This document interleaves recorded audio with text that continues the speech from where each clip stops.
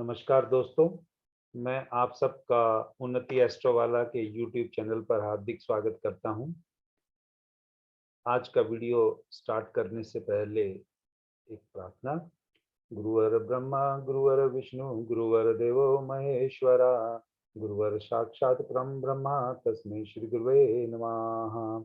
ब्रह्मा मुरारी त्रिप्रांतकारी भानु शशि भूमि सुतो, बुधश्च गुरुश्च शुक्र शनि राहु केतवे, सर्वे ग्रहा शांतिकरा भवन्तु। दोस्तों, जैसा कि आप सबको मालूम है कि संडे से यानी रविवार से मेरा personal secrets along with medical astrology course start होने जा रहा है। तो जो भी मेरे यूट्यूब चैनल के दर्शक हैं या जो कभी अपने दोस्तों के साथ डिस्कस करते हैं और वो अगर पर्सनल कुंडली कैसे देखते हैं या उसके कौन कौन से डिफरेंट मेथड हो सकते हैं उसको प्रिडिक्शन के लिए पर्सनल कुंडली के अंदर, तो वो ये कोर्स ज्वाइन कर सकते हैं। यह कोर्स संडे को ही चलेगा। संडे के लिए टाइमिंग बड़े फ्लेक्सिबल हैं, जैसा कि जो भी ग्रुप बनेगा उसी हिसाब से। तो हिंदी में भी बैच हो सकता है और इंग्लिश में भी हो सकता है। ये मेरा ईमेल आईडी है unnatiastrovala@gmail.com।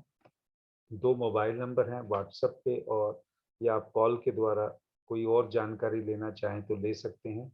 और कुछ डिटेल अगर जानना चाहें तो हमारी वेबसाइट unnatiastrovala.com पर भी जा सकते हैं।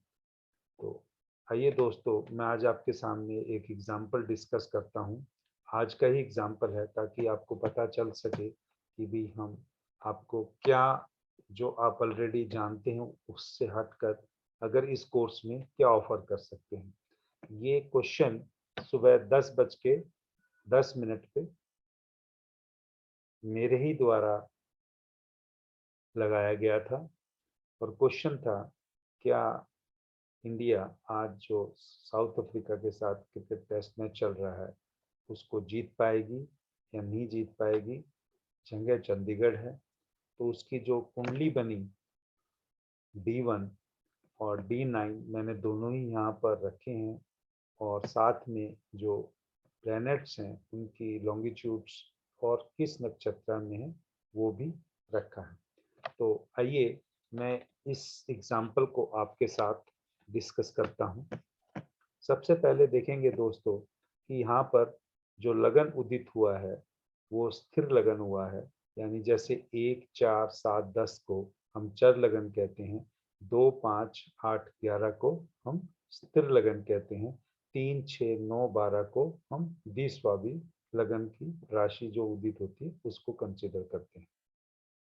तो इसके अंदर अगर हम देखेंगे तो ये जो 11 नंबर राशि है ये शीर्षोदय राशि में ही आती है। जो लगन उदित हुआ है, जैसे शीर्षोदय या पृष्ठोदय या उभयोदय हम कंसिडर करते हैं, तो इसमें से ये जो राशि उदित हुई है ये शीर्षोदय राशि ही उदित हुई है, पर जो लगन है वो स्थिर है।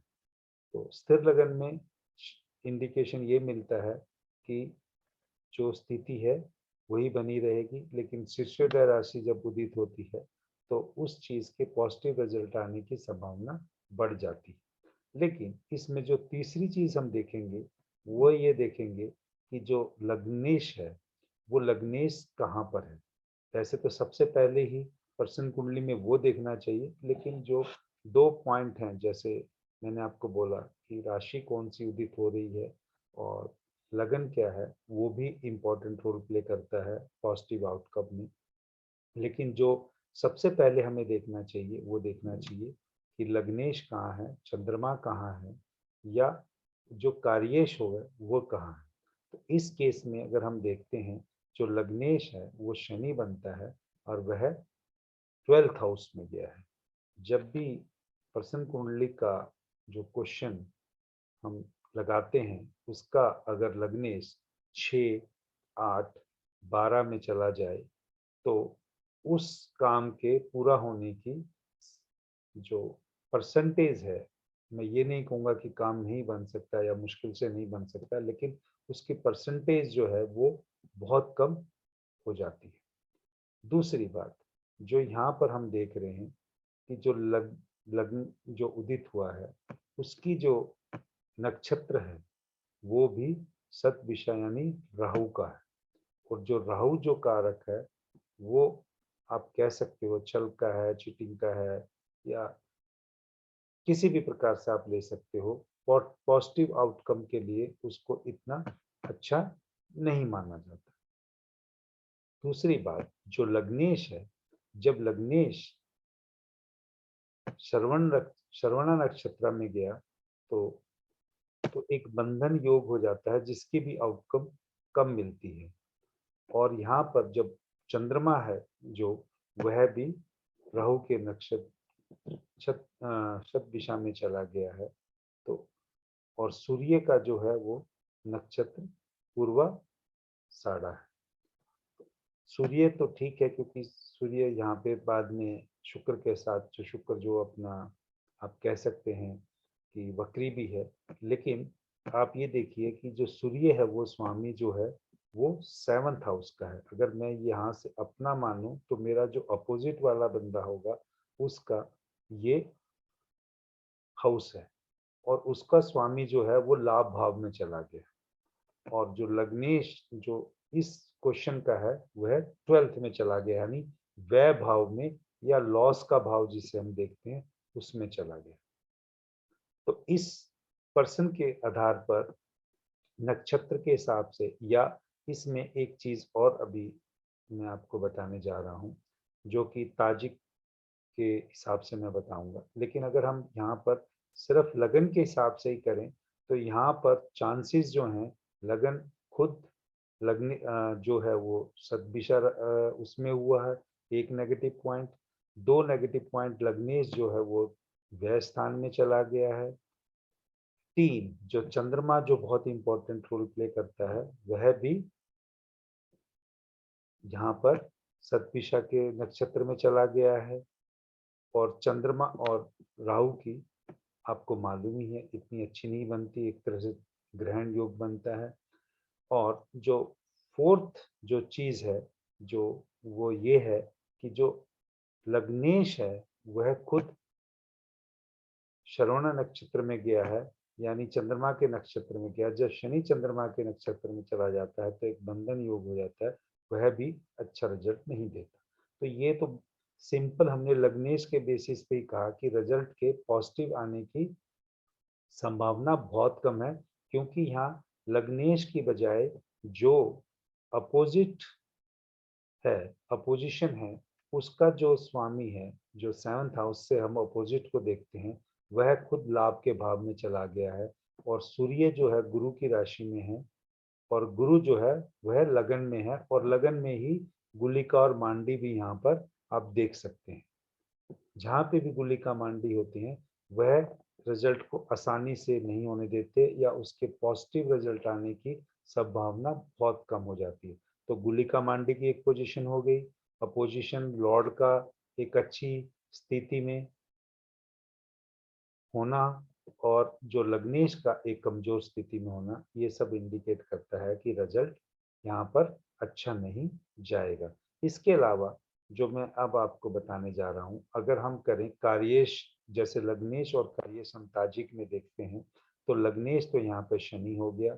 और अगर हम यहाँ पर कार्येश की बात करें तो खेल के लिए तीसरा भाव और पांचवा भाव बहुत इंपॉर्टेंट हो जाता है। तो यहाँ पर जो स्पोर्ट्स पर्सन के लिए है, जो सफलता के लिए है, वो 5th हाउस को अगर हम देखते हैं, 5th हाउस का जो लॉर्ड है वह बुध बनता है। और बुध और शनि दोनों इकट्ठे बैठे हुए हैं। यहाँ पर आप देखेंगे कि शनि जो है वह मंद गति का यानी स्लो प्लेनेट है, और उसकी डिग्री भी 18 है। तो यानी जो स्लो मूविंग प्लेनेट है उसकी डिग्री ज्यादा है और वह आगे है। और यहाँ पर जो मरकरी है यानी बुध है, वह फास्ट मूविंग प्लेनेट है और उसकी डिग्री भी कम है। अगर स्लो मूविंग प्लैनेट्स पीछे हो ना, sorry, fast slow moving planet आगे हो और स्लो मूविंग प्लेनेट पीछे हो, लग्नेश और कार्येश के रिलेशन की मैं बात कर रहा हूँ, तो उसके हिसाब से हमें रिजल्ट पॉजिटिव आने की उम्मीद बढ़ जाती है। लेकिन इस केस में क्या है कि शनि जो है, इवन ये इत्साल योग अभी नहीं है, आगे चल के बन सकता था, लेकिन जब भी इत्साल योग में शनि या मंगल का रोल आ जाता है तो उसको मनोयोग योग बोलते हैं। और मनोयोग योग में आने से रिजल्ट के हानि के रिजल्ट बढ़ जाते हैं, यानी पॉजिटिव रिजल्ट के चांसेस आने के पॉजिटिव रिजल्ट आने के बहुत कम चांसेस हो जाते हैं मनोयोग योगों से। यानी जब भी इस साल में अगर शनि और मंगल आ जाएं या उनका संबंध बन जाए एक्सपेक्ट के द्वारा भी, तो रिजल्ट के पॉजिटिव आने की चांसेस बहुत ही नेग्लिजिबल या आप कह सकते हो रिड्यूस्ड हो जाएंगे। और आप ये भी जानते हैं कि स्पोर्ट्स के लिए या पराक्रम के लिए थर्ड हाउस का भी बहुत इंपॉर्टेंट रोल है।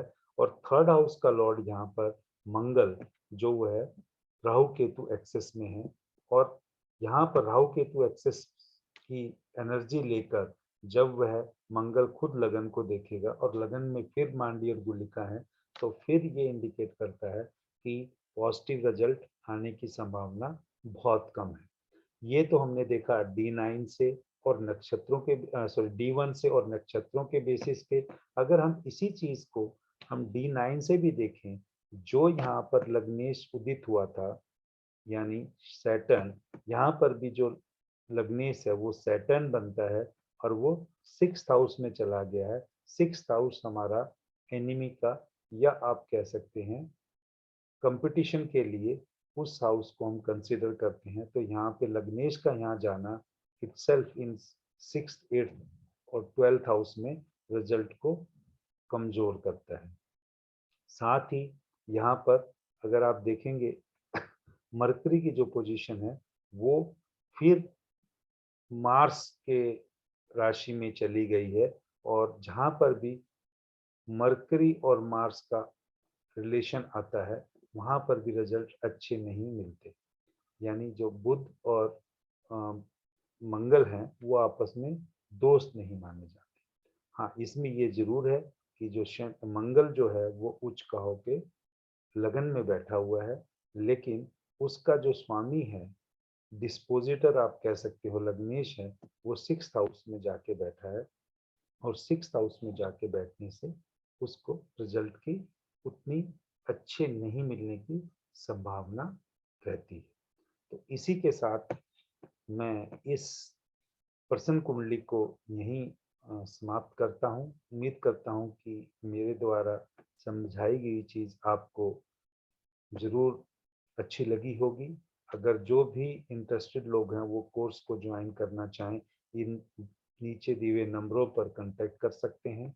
बहुत ही इकोनॉमिकल कोर्स है और बहुत ही डिफरेंट वे में ये कराया जाएगा, जिसमें ताजिक के कंसेप्ट भी होंगे। कुछ इसमें पर्सनल सीक्रेट्स जो होते हैं, रियल पर्सनल सीक्रेट्स होते हैं, वो भी शेयर किए जाएंगे। और डिफरेंट डिफरेंट प्रैक्टिकल एग्जांपल्स को डिस्कस किया जाएगा, और साथ में मेडिकल एस्ट्रोलॉजी के कंसेप्ट इसमें बताए जाएंगे। तो जो भी ज्वाइन करना चाहें उनका हार्दिक स्वागत है। और उम्मीद करता हूँ कि जो भी मैं वीडियो बना रहा हूँ वो आप सबको पसंद आ रहे होंगे, और इन वीडियोस को आप आगे सर्कुलेट भी करते होंगे और मेरे चैनल को सब्सक्राइब भी करते होंगे। धन्यवाद। जय श्री राम।